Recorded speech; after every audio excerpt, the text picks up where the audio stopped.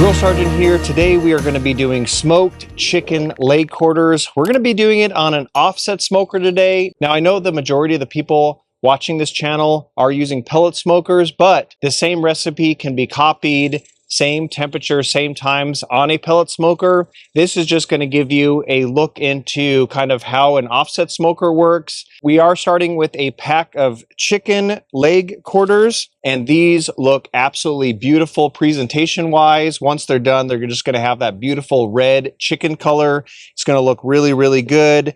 Not a lot of trimming has to get done to these. You know, if there is, a little bit of loose fat on there, you can trim that up. As far as seasoning goes, my friend Rick put out his FreeBird. It is an awesome chicken rub, probably the best I've ever tasted. And I'm not just saying that because Rick's my friend. I went over to his house and he did some chicken thighs, and the flavor was just through the roof. So we are going to be eating really, really good today. So now what we're going to do is let's get these seasoned up. I like starting with the backside first, and then we are just going to come in, and then we're just going to lay down some rub here. And I like starting with the backside because then to me, the presentation side is on the front. But instead of getting the top part first, I like pulling back the skin and doing a light coat underneath the skin first, and then folding the skin back over just like that, and then doing a coat on the top. So this thing is just going to be packed full of flavor. So I got 2 packs of these chicken quarters. I believe 4 or 5 come in a pack. So I'm going to season these up and we'll tune back in when these are all seasoned. All right, we got these chicken quarters all seasoned up. They look really, really good.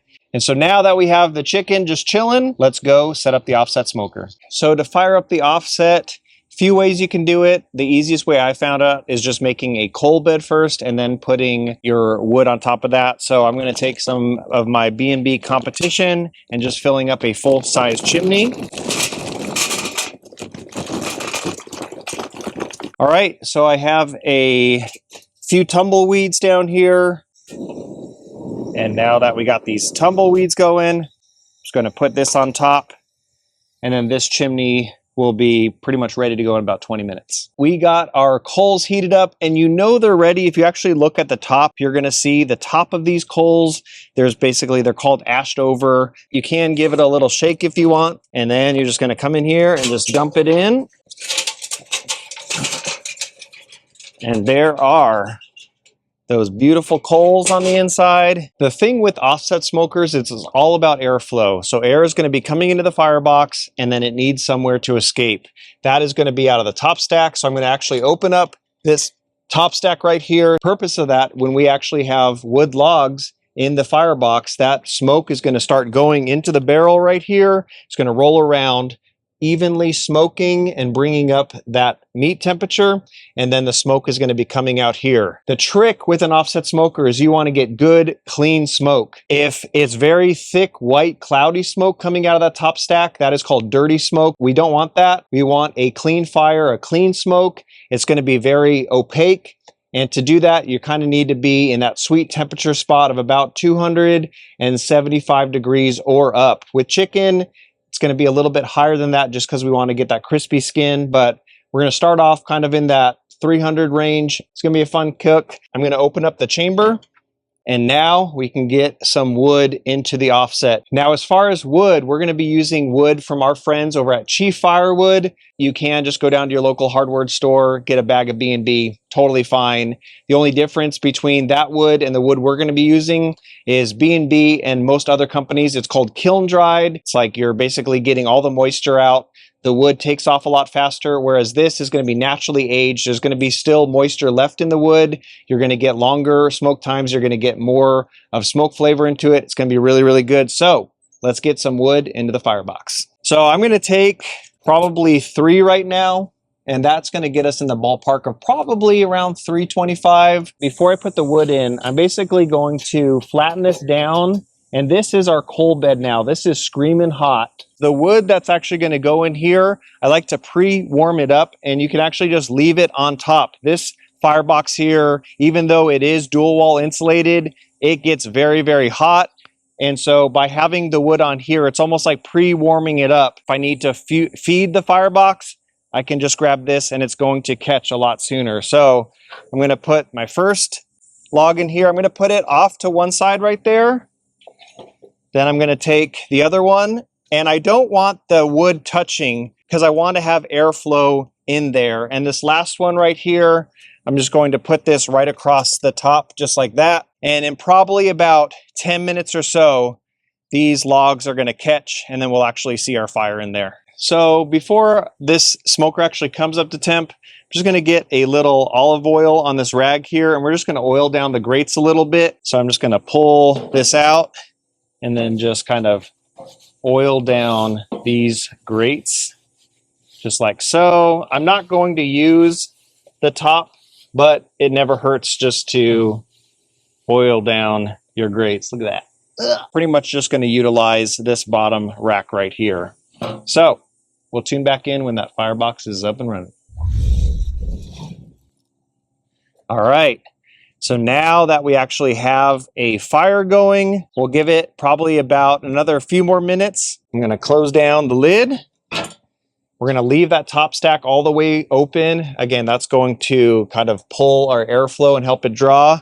Now we're going to come back here to the fireside, and I'm just going to close this right here. And this bottom grate, we're actually going to leave all the way open. That's going to help with airflow and whatnot. I'll probably leave it cracked just like this, just because the fire is still kind of young. But once we actually get a clean fire, I'm actually going to close this up all the way. One thing to notice, the top stack here, very, very clean. Smoke up here. You'll look on the dial here, and this is now coming just shy of 300. So that is kind of the perfect ball temp of where we want to be for these chickens. So now let's get these chickens on. And I do have a glove liner because this grate is very, very hot. I'm just going to pull it out a little bit. That's going to give me some room to get these chickens on. I'm just going to place them down. You kind of want to have a little space in between just so that all that goodness, heat, and smoke can kind of go all around them. Perfect. So now that we got all the chicken quarters on, I'm just going to push this grate back, close it down, and we'll see where they're at in about 30 minutes. All right, timer went off. It's been 30 minutes. Let's go check on these birds. Ooh. Woo, we are getting crispy up on her. Let me put it in here. 156. Very good. Let's look in here. 165. 185. Yeah, so these ones are already done. So now what I'm going to do is I'm just going to start bringing these chickens. I'm going to just put them on this side. I'm just going to get them out of the way right now. We're going to get these birds over her.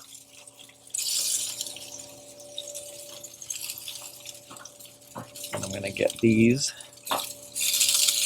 Oh man, we're going to be eating good. The smell right now, oh, it is good. Now you might be asking, Grill Sergeant, what kind of barbecue sauce are you using?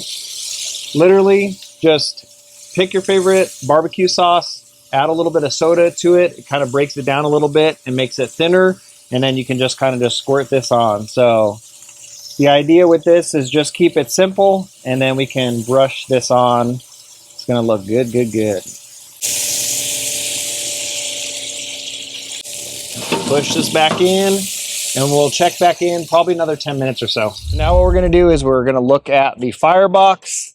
And so here we got there is so much heat still going on in here. And then if we did want to extend the cook, all that stuff, you can take your shovel, you can hit that down, and it's kind of like that, and it makes the new coal bed, and you can put wood on top of that. And that is pretty much how you run an offset smoker.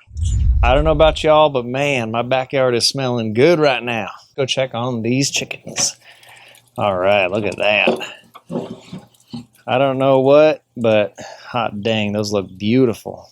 All right, let's get these pulled off right now.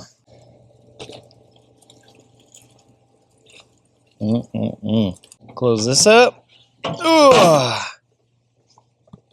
So now that we got the chicken pulled, last step I'm going to do is I'm going to just lightly dust them with a popcorn salt. This is just going to give it just a very, very light hint of just that butter and salt on it. And we're just talking the absolute lightest dusting we can. A little bit of this stuff goes an absolutely long way. We'll let them rest for about 10 minutes or so, and then we will dig in for the taste test. Okay, my favorite part, the taste test. I really wish we had smell-o-vision here because these chicken quarters smell absolutely amazing. I'm going to come in here right now and we can do our taste test in here. Color on this looks absolutely amazing. Two things. One, it's still extremely hot, so these are going to be a little bit better when they cool down a little bit more. I know when you're smoking chicken, a lot of times if you don't get it hot enough, that skin becomes really rubbery, hard to bite through. But right now, the flavors definitely worth seasoning underneath the skin. That just helps. I mean, this is so juicy. We didn't do any injecting. All we did was season, and then we also did put a glaze, so that chicken also has the molasses. It has just like the barbecue sauce, the soda. It's very sticky, tacky. This is a phenomenal barbecue chicken. Oh, so good. So I am going to finish up eating the rest of these by myself. I'm just kidding. I'm going to bring them in, feed the family and friends right now. Thank you guys for watching. Any questions, do leave them in the comment section. All the stuff I used today, I will put links in the description so you can check it out. Other than that, I had fun today. Hope you did too. Grill Sergeant out.